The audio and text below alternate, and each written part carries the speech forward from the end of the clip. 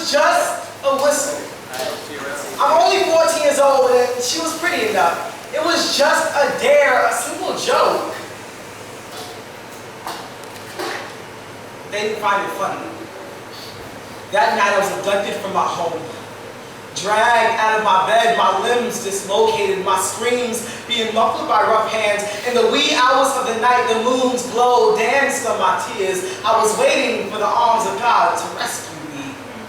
But instead I was thrown into the ground, then to the back of the truck. They began beating me, told me not to make a sound. The sight of the gun hitting my face was louder than my screams. I left my mother behind, crying in despair, knowing she would never see my face like this again. How did this happen? How can someone steal a body or a whistle? How can they snatch my mother's sanity? I was covered in blood.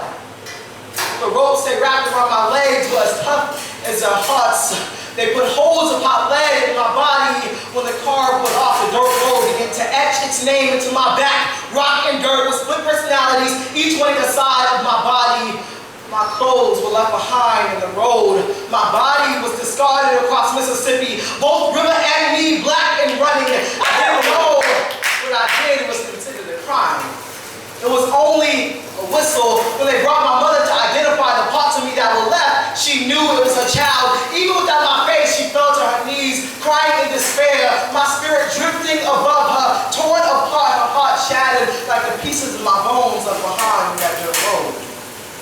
When my mother was scheduled for funeral, she was in an open casket.